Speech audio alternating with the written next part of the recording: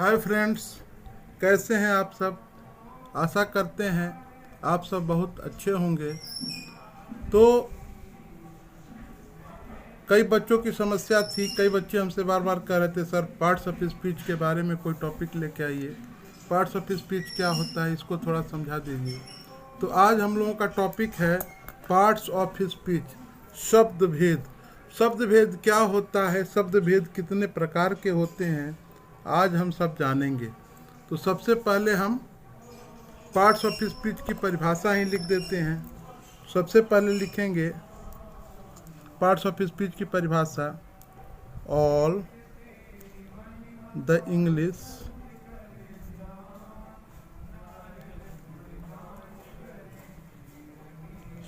Words are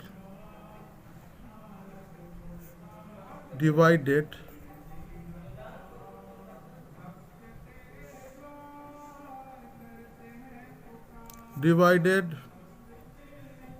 into 8 groups.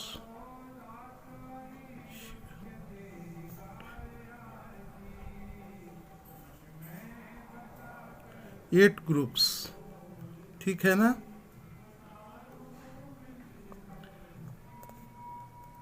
According to the work,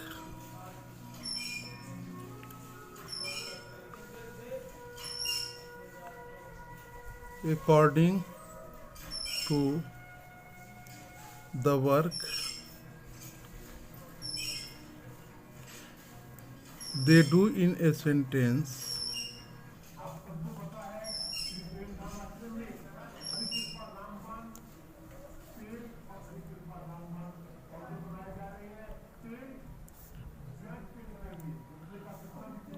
they are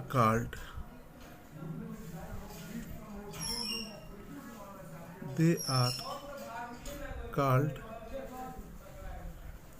parts of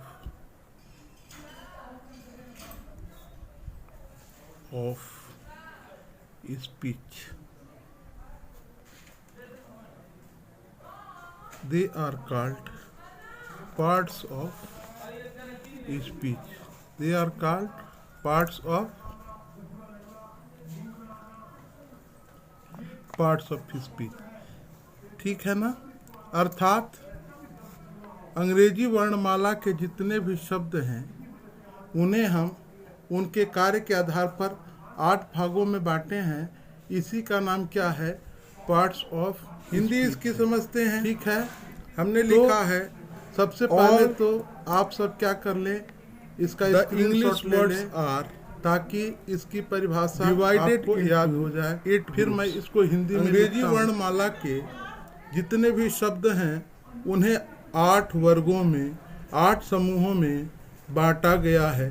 according to the work they do in a sentence, उनके कार्य के अनुसार उनका प्रयोग हम वाक्यों में करते हैं। They are called parts of speech, उसे ही हम सब क्या कहते हैं, पार्ट्स ऑफ स्पीच कहते हैं।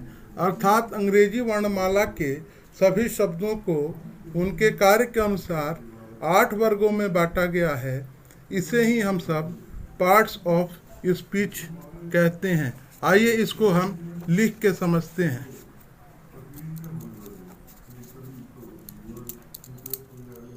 क्या हमने कहा अभी, हमने कहा कि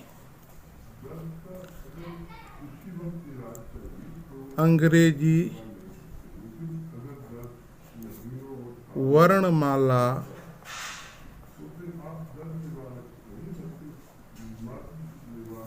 के सभी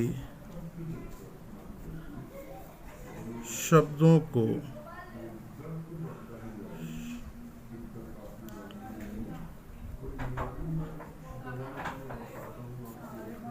उनके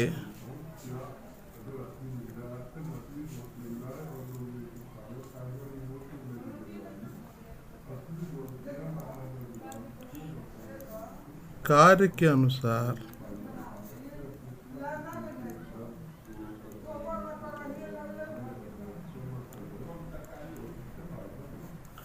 आठ वर्गों में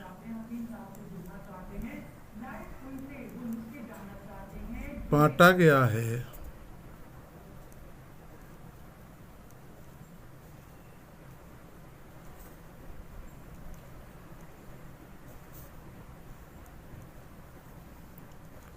जिन्हें हम शब्द भेद कहते हैं। तो अंग्रेजी वर्णमाला के सभी शब्दों को उनके कार्य के अनुसार कितने भागों में बांटा गया है? 8 भागों में बांटा गया है। इन्हें ही हम सब पार्ट्स ऑफ स्पीच कहते हैं। तो ये 8 भाग कौन कौन से हैं, इसको देख लेते हैं। तो सबसे पहले नंबर आता है नाउन का। पहला क्या हुआ? नाउन। नाउन को हिंदी में कहते हैं संज्ञा।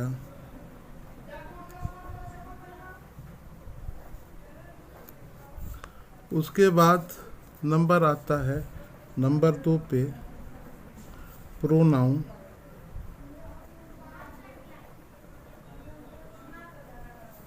इसको कहते हैं सर्वनाम।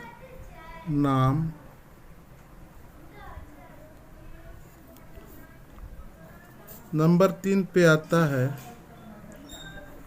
एडजेक्टिव।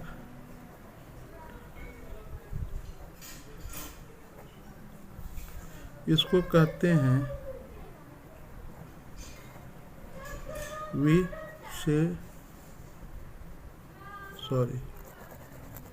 इसको कहते हैं विशेषण। उसके बाद आता है नंबर वर्ब का।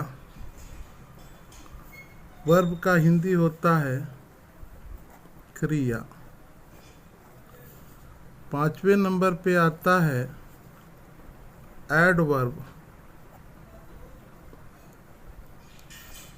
इसको कहते हैं क्रिया विशेषण।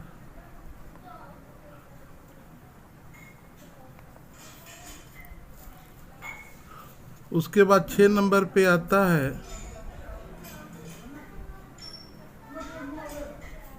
प्रीपोजिशन।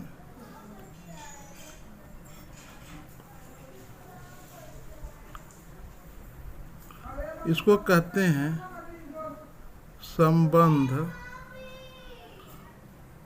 बोधक अव्यय। संबंध बोधक अव्यय कहते हैं इसको। उसके बाद नंबर आता है कंजक्शन का।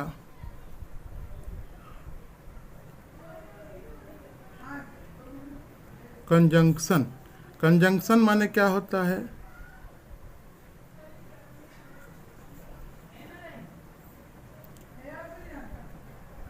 समुच्चय बोधक अव्यय। और लास्ट होता है 8वां। इसको कहते हैं इंटरजेक्शन।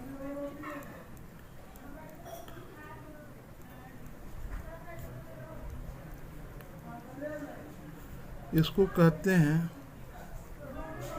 विस्मयादि